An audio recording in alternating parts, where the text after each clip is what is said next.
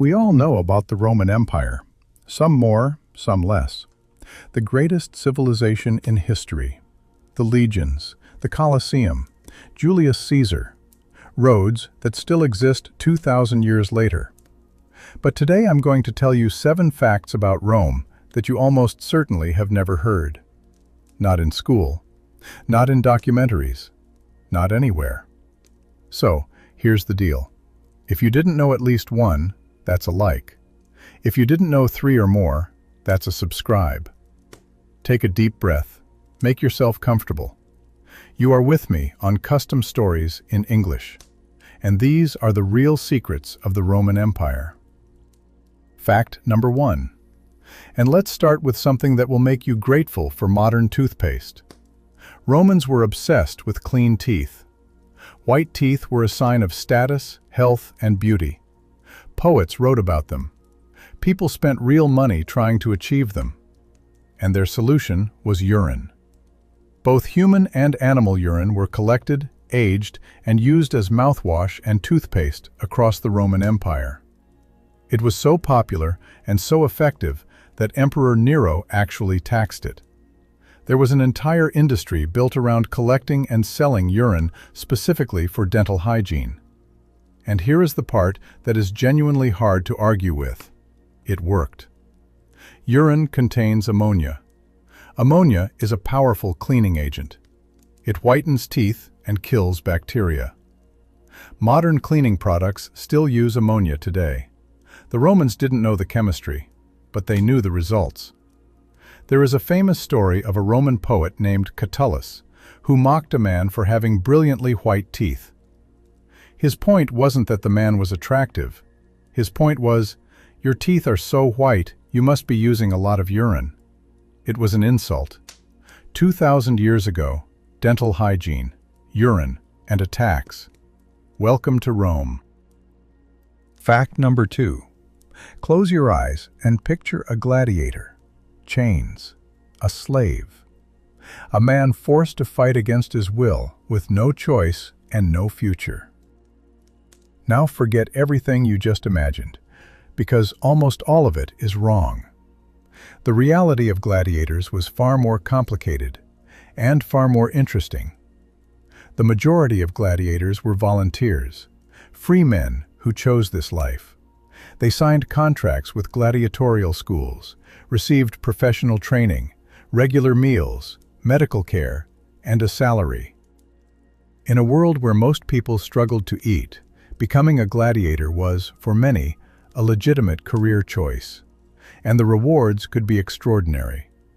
Successful gladiators were the celebrities of the Roman world. Their faces were painted on walls across the city. Women sent them love letters. Merchants sold souvenirs with their names and images. A popular gladiator could earn enough in a single fight to buy his freedom, buy a house, buy a business. The graffiti found in Pompeii, preserved perfectly by volcanic ash for 2,000 years, includes messages like, "Celadus the Thracian makes the girls sigh," written about a specific gladiator. Fan culture, in 79 AD. And here is the detail that surprises people most. Most gladiatorial fights did not end in death. Killing a trained, popular gladiator was expensive and wasteful. The crowd didn't always want blood. They wanted skill, drama, and spectacle. A good fight that ended with one man surrendering was often more valuable than a death. The thumbs down gesture that we associate with ordering a gladiator's death? Historians now believe it meant the opposite of what we think, or that the whole tradition was largely invented by Hollywood. Rome's most dangerous celebrities. Choosing the arena, signing contracts, reading their fan mail. Fact number 3. The Roman Empire fell for many reasons. Historians have argued about this for centuries. Barbarian invasions, political corruption, economic collapse, military overreach.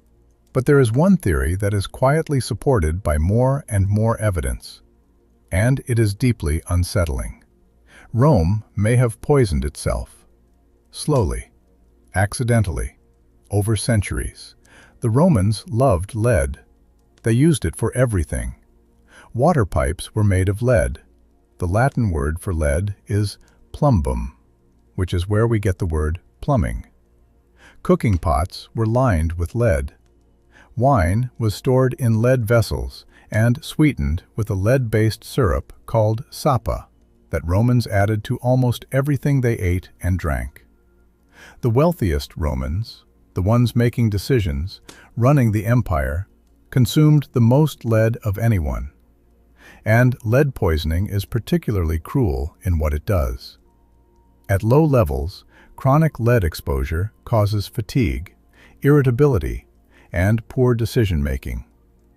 At higher levels, paranoia, erratic behavior, and cognitive decline. Historians looking at the behavior of Roman emperors have noted a striking pattern. Caligula, Nero, Commodus, men who started their reigns with promise and descended into what looked like madness. Were they simply cruel? Were they mentally ill? Or were they being slowly poisoned by their own dinner plates? We cannot know for certain, but scientists have tested the bones of ancient Romans and found lead levels many times higher than what we would consider dangerous today. The most powerful civilization in history, building its water system out of poison, drinking poison wine from poison cups, and never once knowing. That is the quiet horror of Fact 3. Fact number 4. Every time you use the word salary, you are speaking Latin. The word salary comes from the Latin word salarium, and salarium comes from sal, which means salt. Roman soldiers were partially paid in salt, or at minimum, given a salt allowance to purchase it themselves. The exact details are debated by historians, but the connection between salt and payment in ancient Rome is real, documented, and has survived in the English language for 2,000 years. And to understand why, you need to understand what salt meant in the ancient world. Salt was not a seasoning. It was survival. Before refrigeration, before preservatives, before any modern food technology, salt was the only reliable way to preserve food. Meat, fish, vegetables. Without salt, they rotted within days. With salt, they lasted months. An army that controlled salt controlled its ability to survive winter, to march long distances, to feed itself in enemy territory. Salt was so valuable that it was used as currency across the ancient world. Wars were fought over salt deposits. Cities were built near salt sources. The city of Salzburg in Austria, its name literally means salt castle. The Via Salaria, one of Rome's oldest roads, was built specifically to transport salt. A Roman soldier who performed well was said to be worth his salt, a phrase we still use today without ever thinking about where it came from. Worth his salt. 2,000 years old. Still in your vocabulary. Fact number 5. You have probably heard this one. Caligula, the mad emperor of Rome, loved his horse so much that he made it a senator. But here is what nobody tells you. That story is almost certainly not what it seems. First, the horse. His name was Incitatus, and Caligula did genuinely adore him. Historical sources confirm that Incitatus lived in a marble stable, ate from an ivory manger, wore a collar of precious stones, and was attended by servants. Caligula invited the horse to dinner parties and allegedly planned to make him a consul, one of the highest offices in Rome. But here is the part that changes everything. Caligula was not insane. He was furious. By the time of the horse incident, Caligula had grown to despise the Roman Senate. He saw them as corrupt, incompetent, and self-serving. Men who inherited power they didn't deserve and used it for personal gain. So his message with Incitatus wasn't madness. It was a political insult of extraordinary precision. He was telling the Senate, "My horse could do your job. My horse is worth more than any of you." The most powerful man in the world was publicly humiliating the entire Roman ruling class by suggesting an animal was more qualified to govern than they were. It worked.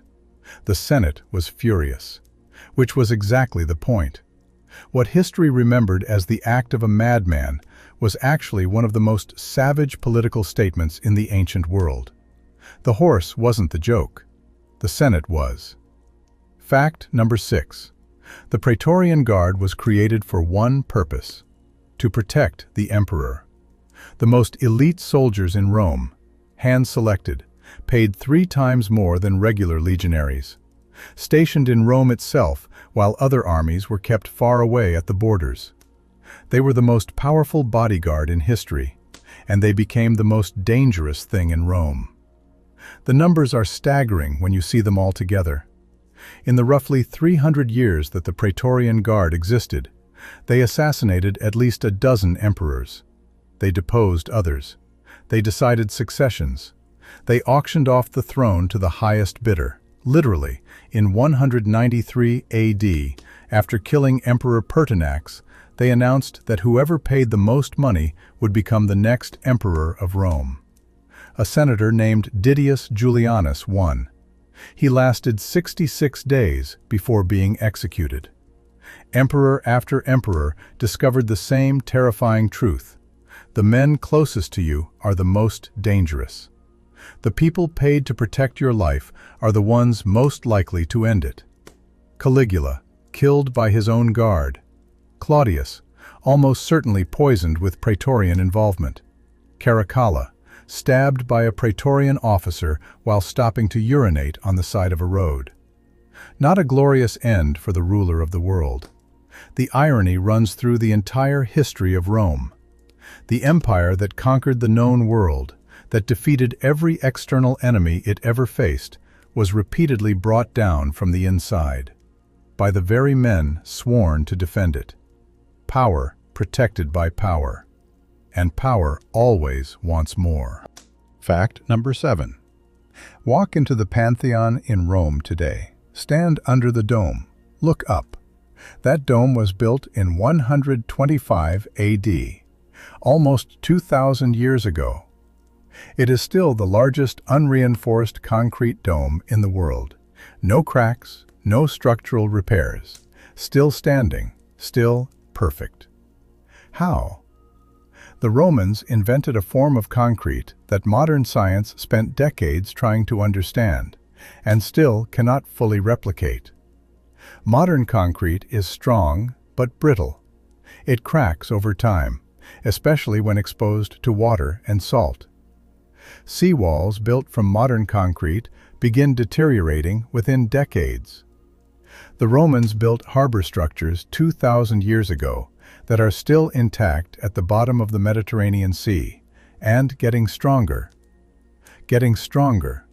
Underwater. After 2,000 years. Scientists finally analyzed the Roman formula in detail in recent years. The secret ingredient was volcanic ash, specifically ash from a region near Naples called Pozzuoli. When mixed with seawater and lime, this ash created a chemical reaction that produced extremely rare minerals, which actually reinforce the concrete over time rather than weakening it. The longer it sits, the stronger it gets. The Romans didn't fully understand the chemistry. They just knew it worked. They quarried this specific ash and transported it across the empire because nothing else performed the same way. And when Rome fell, the knowledge fell with it. Medieval builders tried to replicate Roman concrete for centuries and failed. The formula was lost for over 1,000 years. Modern engineers are only now beginning to understand it well enough to experiment with it, not to improve on it, but simply to catch up. 2,000 years later, we are still catching up to Rome. 7 secrets. And honestly, Rome never runs out of them. That is what makes it so endlessly fascinating. The more you look, the stranger and more human it becomes. An empire that conquered the world and cleaned its teeth with urine. That had celebrity gladiators with fan mail. That poisoned itself with its own wine cups. That paid its soldiers in salt and insulted its senate with a horse. That was protected and destroyed by the same men. And that built structures 2,000 years ago that we still cannot explain. Rome wasn't just powerful. It was deeply, wonderfully, sometimes horrifyingly human. So, how many did you know? If it was less than 1, you know what to do. If it was less than 3, you definitely know what to do. Thanks for watching Custom Stories in English. If this resonated with you, subscribe, and I'll see you in the next one.